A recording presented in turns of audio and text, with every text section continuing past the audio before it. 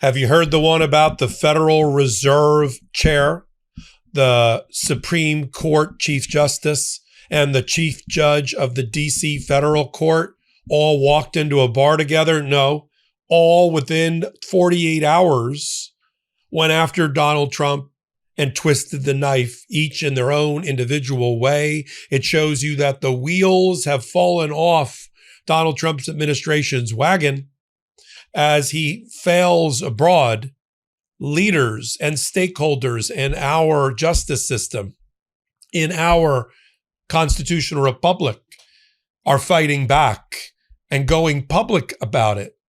I'm going to tie together Federal Reserve Chair Jay Powell. Nobody's been bashed more than Jay Powell by Donald Trump, including starting a criminal prosecution against him. He's not going anywhere. He used the opportunity during a press conference to announce that the Federal Reserve is not lowering interest rates to help out Donald Trump and bail out his failed economy, to also say, I'm not going anywhere, come and get me, in his own professional, moderate way. And the economic markets breathed a sigh of relief. Just 48 hours earlier, the Chief Judge of the United States Supreme Court, John Roberts, got the robes off, sat down in an interview chair and took on Donald Trump and chastised him and rebuked him in his own modest way for attacking federal judges and Supreme Court justices.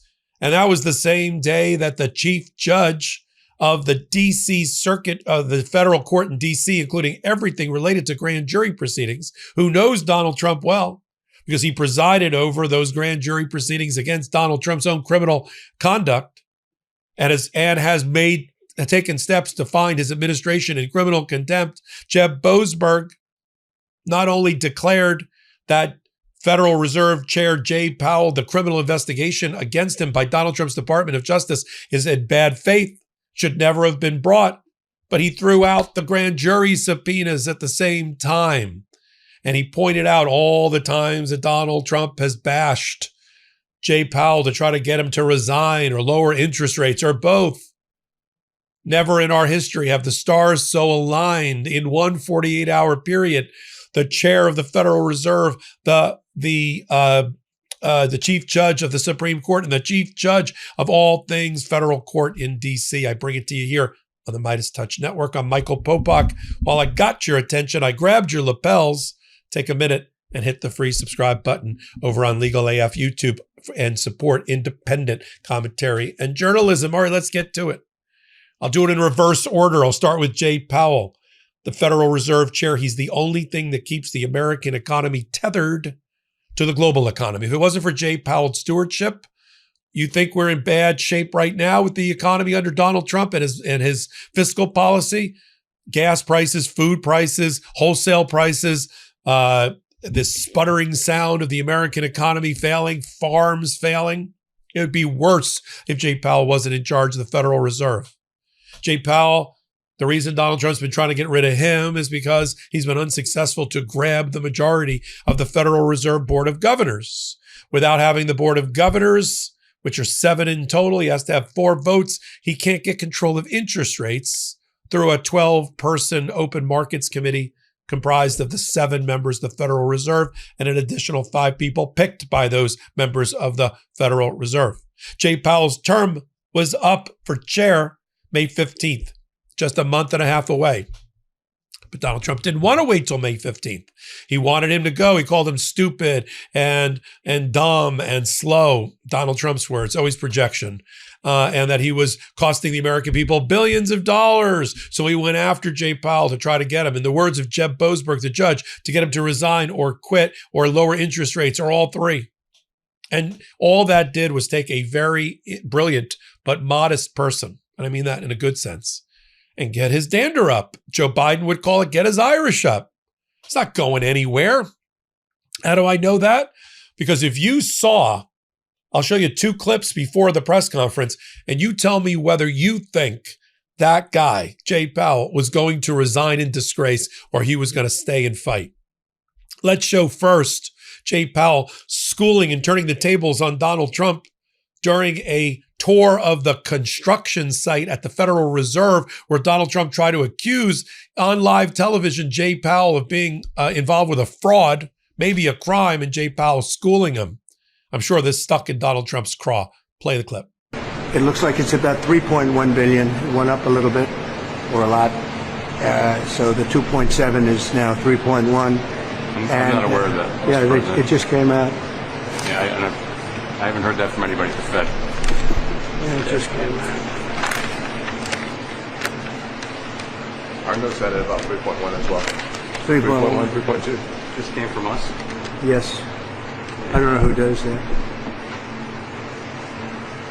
You're including the Martin renovation. You just added our entire capital. Yeah, you just added in a third building is what that is. That's a third building. Well, no, but it's a building that's being built. No, it was built 5 years ago. We finished Martin 5 years ago.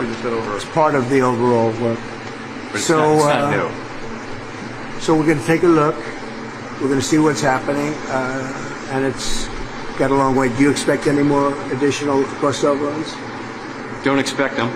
We're ready for them, but we have a little bit of a reserve that we may use, but no, we don't. We expect to be finished in 2027. We're well along, as you can see. Nice to take these off every once in a while when we're not under too much danger. When Donald Trump couldn't get rid of him after bashing him over and over and over again on media, on social media, in any interview, on the way to a helicopter, on the way to Air Force One, Donald Trump became frustrated. So he told his Department of Justice and Jeanine Pirro in Washington to start a criminal investigation against Donald Trump, and they did. And so what did Jay Powell do as soon as he heard after Christmas that he was the subject of a criminal investigation? I mean, what's the argument? He's lining his pockets with construction funds on a cost overrun for 2 giant buildings that haven't been renovated in 100 years in Washington. Are you kidding me? And so when he heard that there was a criminal investigation, he took to the airwaves. You tell me if this is a person who's going to be easily moved off the ball and resign in disgrace.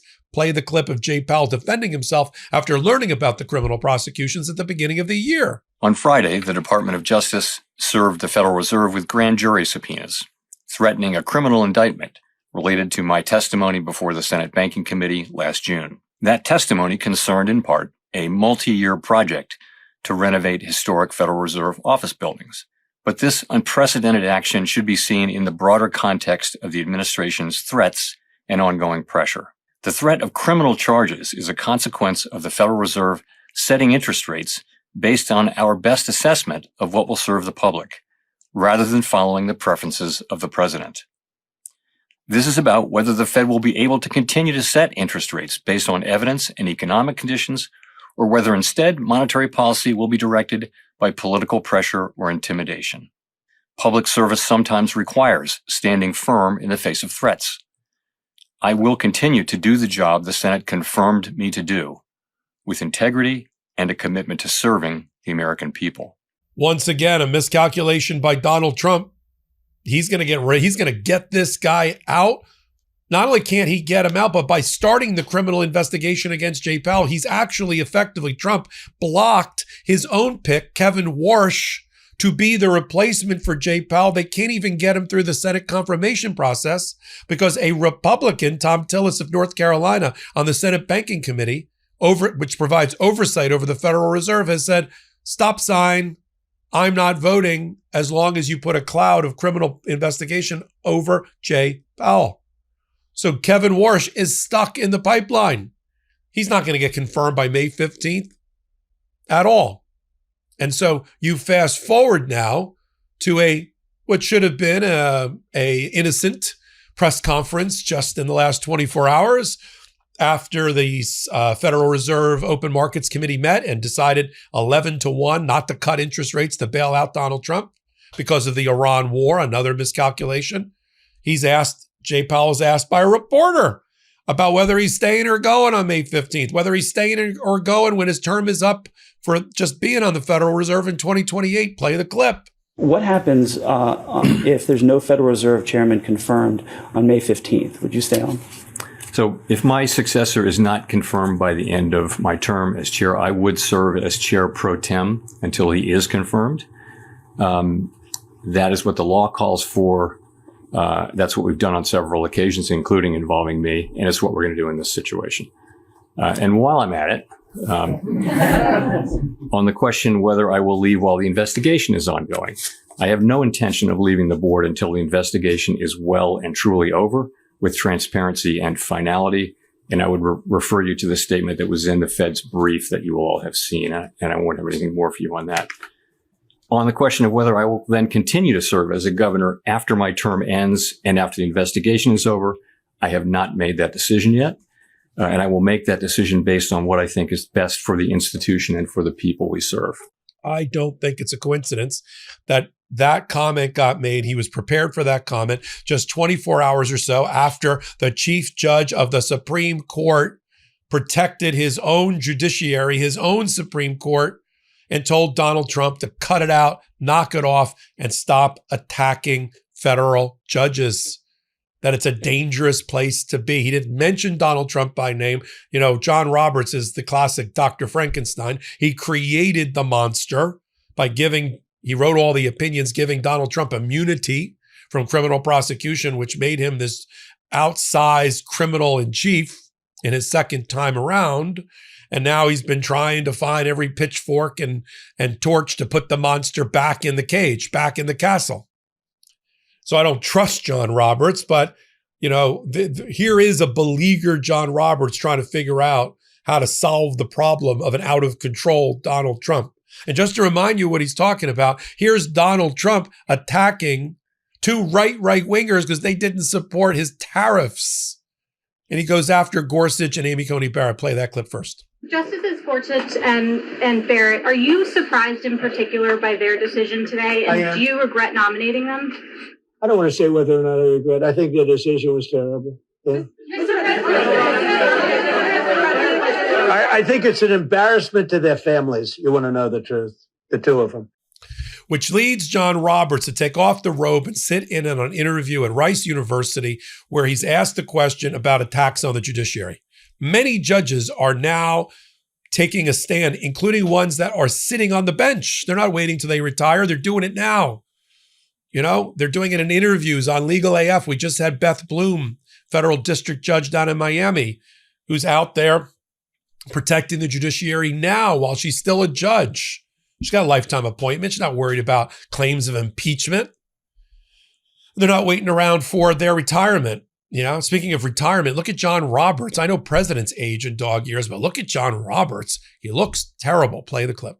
In your 2024 year-end report on the judiciary, you wrote that criticism comes with the territory for judges and justices, and that it can be healthy.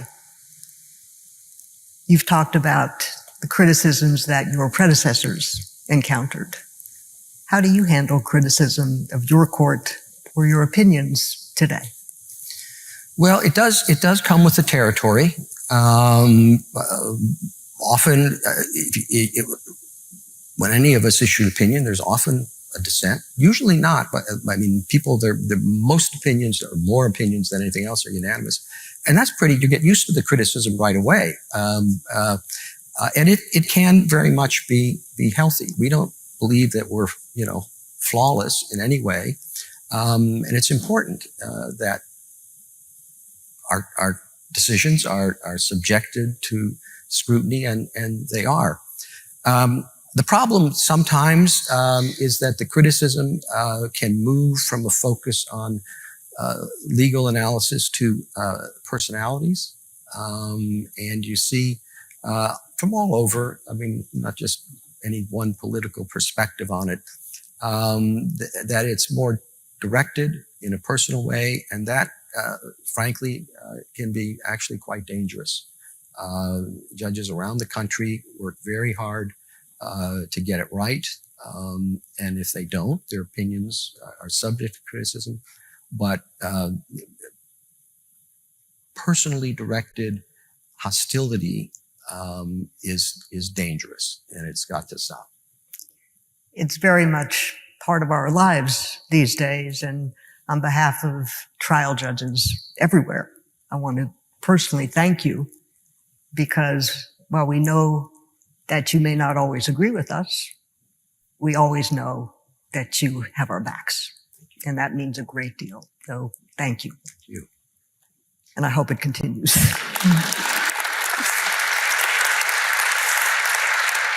I know it will. Which brings us to the third, the triumvirate.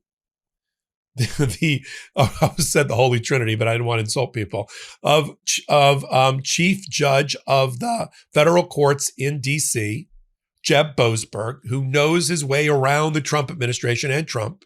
He was the judge who presided over the grand jury proceedings against Donald Trump when he was a criminal defendant in D.C.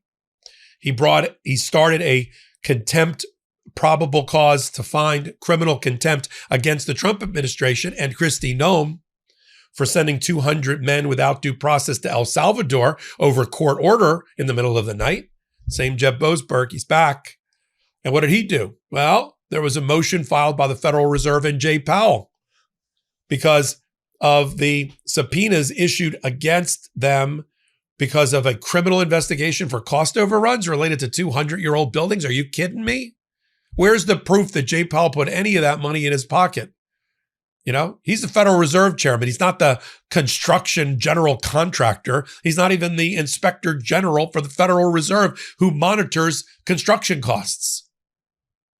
But Jeb Boasberg took a look at the grand jury subpoenas and did something extraordinary. It's never happened in my 35-year career.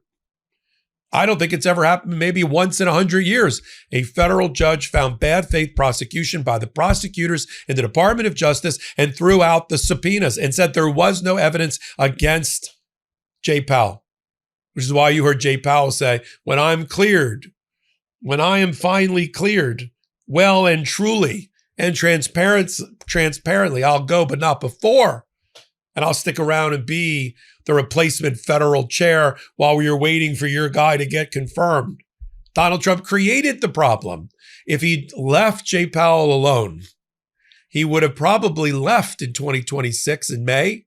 Now, he would not have hung out till 2028. He would have given the president his next pick. There would be no criminal prosecution. Therefore, Tom Tillis, the senator from North Carolina, wouldn't be blocking it. And Kevin Warsh, Donald Trump's pick, would be the head of the Federal Reserve. Yay. Maybe Trump wouldn't get the majority vote on the Federal Reserve for quite some time, but that's okay. He'd get his guy. Now, the reason that Trump's so upset is because he's not going to get that majority position on probably during his lifetime. Jay Powell's term ends in 2028. So does Donald Trump's. The other three non-Trump appointed Federal Reserve governors are 2036, 2032, and 2038. So Trump's not going to get his fourth pick out of 7 anytime soon, and that's what galls him. But I think this extraordinary Mount Rushmore of the Federal Reserve chair, the chief judge, and the chief judge of the Supreme Court all coming together in 48 hours and firing independently at Donald Trump is something we need to cover here on the MeidasTouch Network in our independent commentary. Thanks for being here. Hit the free subscribe button here and over on Legal AF YouTube. Until my next report, this is Michael. Can't get your fill of Legal AF? Me neither. That's why we formed the Legal AF Substack. Every time we mention something in a hot take, whether it's a court filing or a oral argument, come over to the Substack. You'll find the court filing and the oral argument there, including a daily roundup that I do called, wait for it, Morning AF. What else? All the other contributors from Legal AF are there as well. We got some new reporting. We got interviews. We got ad-free versions of the podcast and hot takes. Where? Legal AF on Substack. Come over now to free subscribe.